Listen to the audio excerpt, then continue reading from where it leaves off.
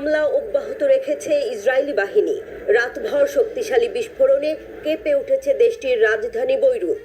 ৩ October স্থানীয় সময় বৃহস্পতিবার লেবাননের স্বাস্থ্য মন্ত্রণালয় এই তথ্য নিশ্চিত করেছে।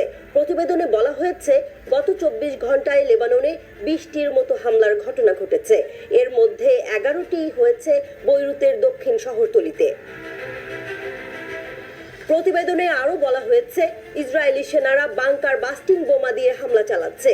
এগুলো খুব গভীর পর্যন্ত পৌঁছাতে পারে, এমনকি সুড়ঙ্গেও আঘাত হানতে সক্ষম। এ ধরনের বোমা একটি ভবনকে পুরোপুরি মাটির সঙ্গে মিশিয়ে দিতে পারে। বেশিরভাগ হামলার ঘটনা ঘটেছে দাহিয়েহ এলাকায়। তার জবাবে ইসরায়েলি ভূখণ্ডে ২ শতাধিক ক্ষেপণাস্ত্র ছুড়েছে লেবানন ভিত্তিক সশস্ত্র গোষ্ঠী হিজবুল্লাহ।